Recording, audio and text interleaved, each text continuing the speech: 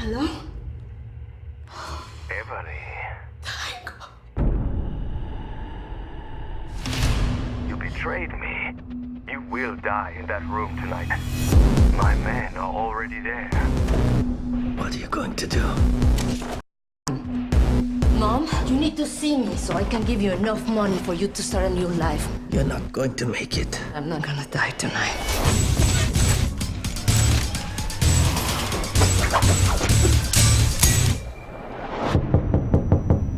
We are having company.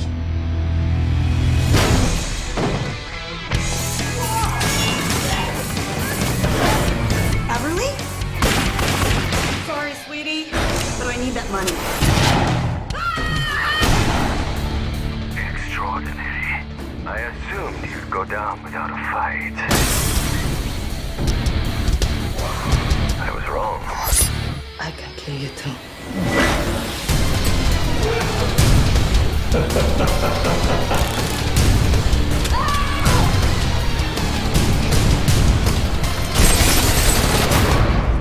You know, gun.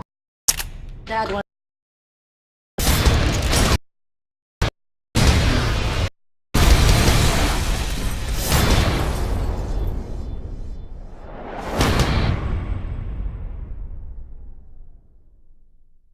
I'm actually really torn on this movie, which surprises me because on paper I should be totally against it. I mean, it's just basically your average TNA gory action flick straight out of the wheelhouse of Robert Rodriguez. But interestingly, Robert Rodriguez has nothing to do with this movie. It would just seem that the writer and director, Yale Hannon and Joe Lynch, just have taken really good notes while watching Robert Rodriguez movies, even down to having Salma Hayek in the lead role. And interestingly, though, Kate Hudson was their first choice. Salma Hayek has come on to replace her, but that just really, I think, shows they're not only ripping off Robert Rodriguez, but the director that Robert Rodriguez often rips off or pays homage to, if we want to be polite about it, and that's Quentin Tarantino. I mean, this has Kill Bill written all over it, to the point where it's actually a little insulting that they would think we weren't aware this is such an obvious ripoff of Kill Bill. Not just from the lead female character, but the team of female assassins that come after her. I mean, it's like, to the point where I feel like I'd be, being disloyal to Kill Bill by seeing it. And I really love Kill Bill, at least the first part. The second part I have serious problems with, especially that Superman monologue. But still, it's an incredibly unique and exciting piece of filmmaking that Tarantino and Uma Thurman put together there.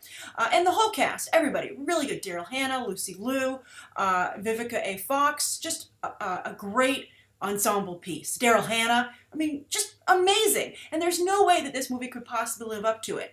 But I said that I'm torn on it, right? And that's because it takes one thing from Kill Bill, which I think is vital and makes me somewhat interested in this movie. And that's that they've created a realistic heroine in their leading lady.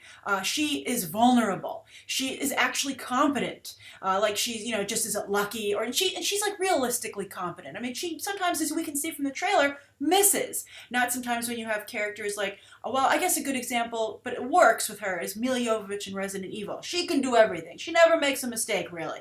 Whenever she makes a mistake, it's emotional or something like that. But here, this woman is just clearly trying to survive. And it's a struggle. And that's what appeals to me about the movie, that it's a realistic portrayal of a female assassin. And I like that. I mean, it got me with Kill Bill, and it's gotten me here.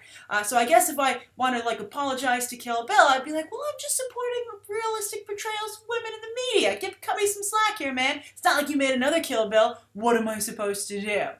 Now, some of you might say, well, aren't you offended by, there is TNA in the movie. I mean, she walks around in her underwear, right? Well, what woman hasn't walked around in her underwear while getting ready? I can't really blame Salma Hayek for doing that. It's not like she's using her sexual wiles to try and entice someone. And, I'm sure a female assassin wouldn't be, above doing that if she wants to survive. But she doesn't do that constantly. I mean, her sexuality isn't something that she wears on her sleeve as a character, and I appreciate that. And one of my favorite lines, actually, is when that guy has her tied up, and she's like, I can kill you too. And I was like, oh, that's a pretty good threat. I like that she's like, don't just think you're the only deadly individual in the room.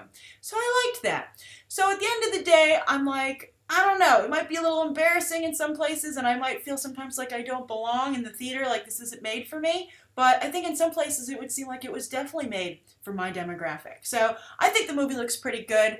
I'm not sure if it's something I would want to experience in the theater. Of course, we'll review it, but I mean, I'm just talking like from, I guess, a civilian perspective. So I'm wondering, how do you feel? Are you equally torn, or are you all the way against it or for it? Write your thoughts down below. Thank you to those of you who asked me to review this trailer. I always appreciate it when you see a trailer and think of me. And I hope you all write your thoughts down below, and you can check out these other episodes right now.